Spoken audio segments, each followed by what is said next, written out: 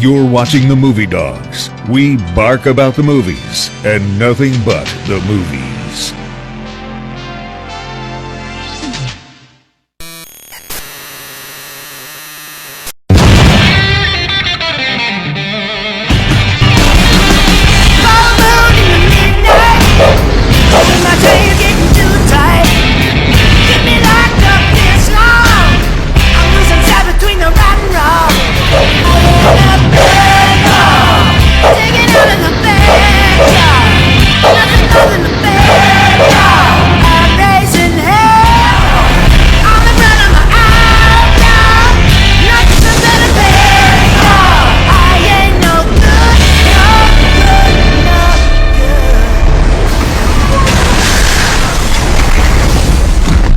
Welcome to the Doghouse. We take a bite out of the movies. Subscribe to the Movie Dogs and become part of our film-loving community.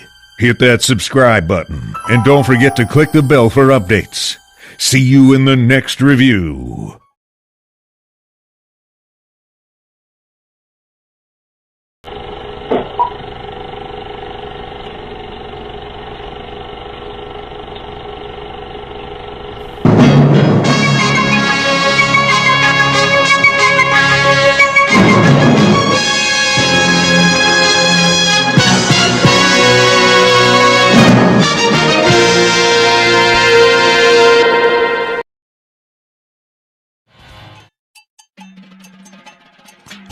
Put anxiety and pain aside forever.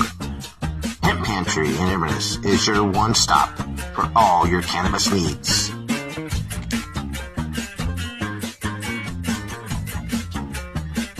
With honorable mentions and wins in Citrus County Chronicles Best of the Best 4 years running.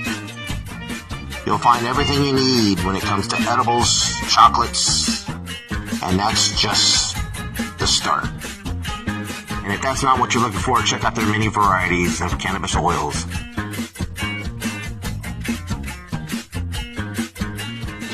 Located in Colonial Plaza, Highway 44, Inverness.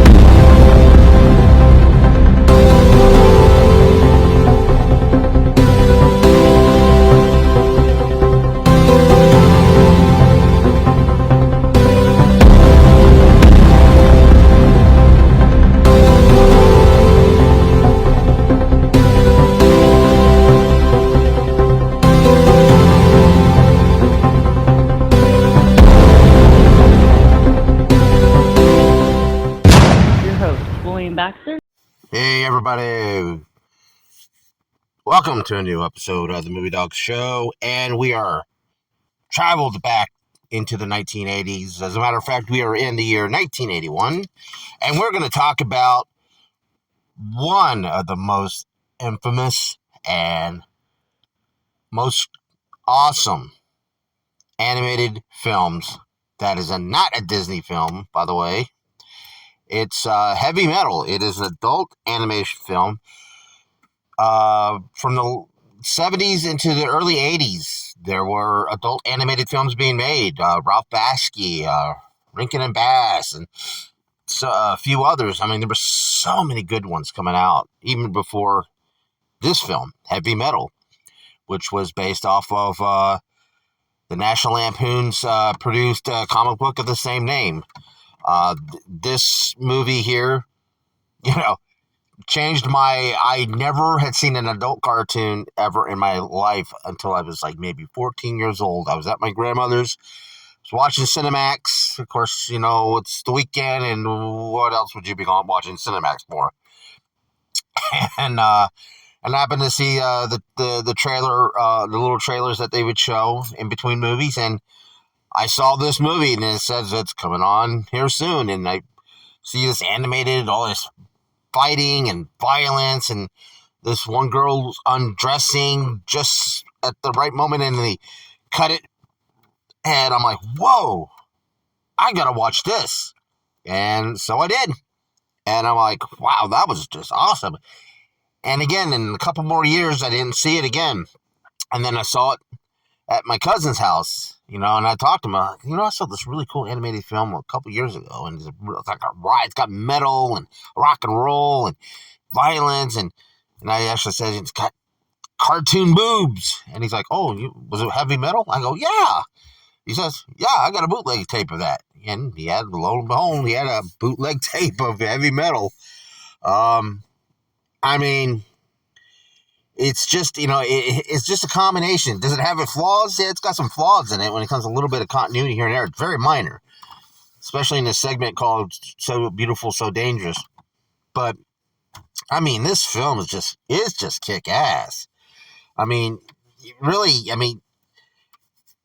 it was inspired by, as I said, a magazine by the same name. Really cool magazine that's, that's got comic stories in it. And it's just an anthology comic. And I think one story was the only one I think that came from the comic onto the screen.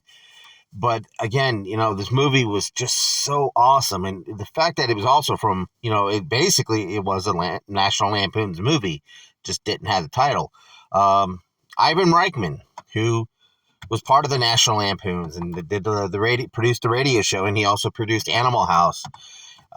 Just recently, I guess it's not too long before, had directed Meatballs, and he's producing this film. He was able to get a deal with Columbia, which he ended up having a very long-term deal with Columbia for a number of years, and got the first-time director Gerald Portson to direct, and they got the music score done by Bernie Berlin, who done a lot of Ivan Reitman's movies. He did Stripes, he did Ghostbusters 1 and 2. He was a legendary film composer. Look up his works; he's done a lot. I believe he even did Taxi Driver, and it was just and you got the voice actor talents of a couple more of Second City and Lampoon alum like John Candy is showcased a lot in this movie. Joe Flattery, Eugene Levy. Harold Ramis. These guys were Second City stars, and they would go on to become stars and directors. And John Burnham, who played Dean Wormer in Animal House. The movie was, it was budgeted at $9.3 million. It made $20.1 million in the box office. So it did pretty damn good. And I think it made another, and when it came to re-releases and stuff like that, I think, it added up a little bit more. It was like 70-something million. Again, what really also set this movie apart was the soundtrack. You have acts like Sammy Hagar, Black Sabbath with Ronnie James Dio, Nazareth, Stevie Nicks, Dan Fuller, Cheap Trick, Devo, Journey, Blue Oyster Cult. That's just, I think, naming a few. Riggs. The music is just unbelievable. Of course, Journey's Arms Wide Open was a big hit, and it even got even more status. Sammy Hagar's Heavy Metal was, just a kick-ass. The album, the soundtrack album version, he recorded it twice, but the version on this soundtrack is just killer. Of course, there's just so many of it to even mention. I highly recommend anybody check out this soundtrack. Again, it was a longer time afterwards that I didn't get to see it again. A few more years, and then suddenly in '96, in like selected like 54 or something selected theaters, it came back into theaters under with a new remix and a new Sony surround sound type of layout, and it was brought out on VHS and laser discs, which was the big formats at the time. And we're like, I saw my brother, and I'm like, man, we got to watch it. And he had watched it once before prior, and he's like, and I bought it, bought it right off the shelf, day one. And I had it in my collection for many years until finally got it on DVD, and I've had it ever since. But again, I mean, it was just it because of its cult status, it stayed alive with its showings on HBO and Cinemax and those midnight showing theaters. It's something to really look at. I mean, and the cool thing again, what these guys did was back in when it came to animation in the 70s and early 80s, rotoscoping, which was an art form that had been used for many years prior. I mean, almost to the beginning of animation. But when you look at some of these scenes in these movies, it's just unbelievable to know that, wow, that was a model that they just drew over. But the plot, though, I mean, as I said, it's an anthology.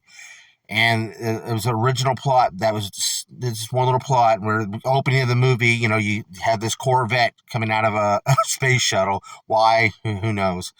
But theoretically impossible, but awesome. I mean, of course, when you got Ride On by Riggs, being played. But the scene's like this little green orb that's been found. And right away, it kills the father, this little girl who's, just happy to see her dad, and he's just like completely disintegrated in front of her. And this green orb is called the sum of all evil, and he shows her, or it shows her all these different stories of its journey or its kinds, whatever type of species you want to call it.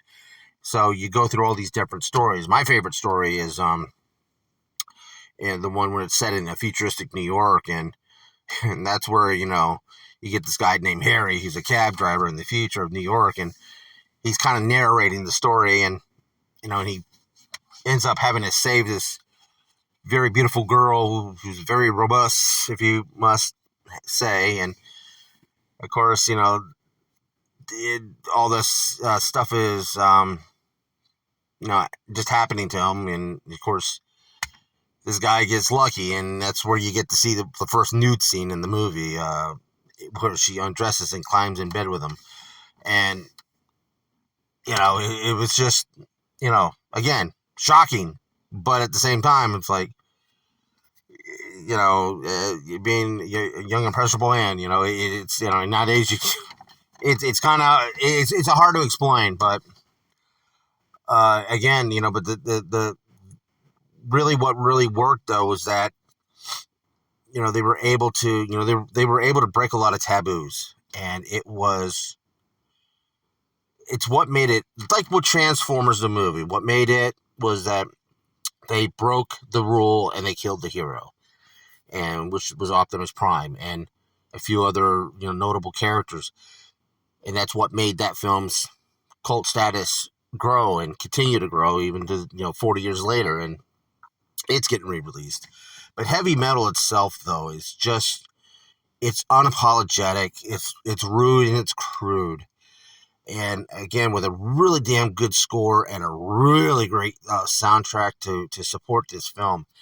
As I said, there's small little continuity errors here and there, but other than that, I mean, it's worth the watch. I mean, it's even worth the watching aliens snort Napoleon Tritrate, which is actually their call sign for cocaine. Seeing them sniff that's something. But again, take my word on it, folks. Check out heavy metal if you haven't yet. It is just so awesome. And I remember, as I said, when I got it on VHS, I had a pretty decent sized TV, and my room was to myself, and my friends, I called them over and said, "Hey, come on, some of them never had seen it before, and I had a big room to myself, and we got me and a bunch of my friends, my brother and his few of his friends that knew of the movie because we had watched a bootleg of it, but we were able to sit back and watch it, and had it on the big screen, and it was just really cool, and it's one of those fun times that you really get not so many of nowadays. And again, I'd say I give, when it comes to a rating and everything, I have to give it, at least 4 because it, you know, it, any animation film come out around that time that was not Disney, it was surely to crush, to crash. I mean, but again, there's so many of them because the Disney umbrella, really overshadows a lot of great animated films from the 70s and the early 80s, even to the mid 80s. But this is one of them, and I really would say, give it a chance. I mean, it's just visually a stunning film, and it's worth the watch. So, but all right, folks. Well, this journey is almost over. We got one more trip to go down to in the 1980s, and then as I posted on some time ago, after watching this, I'm going to be taking some time away. But again, folks, I want to thank you all for your support, and of course, recently we just passed 900 subscribers, so hot damn, we're almost there. We're about almost 100 subscribers away from 1,000 subscribers, folks. So, and I thank you all for that. All right, folks, that's all the time I got.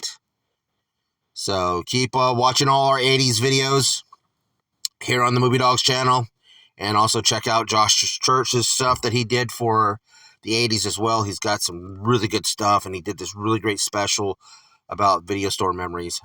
Do check that out, folks. I highly recommend that video. All right, folks. Thanks for watching. Please keep on watching. Bye.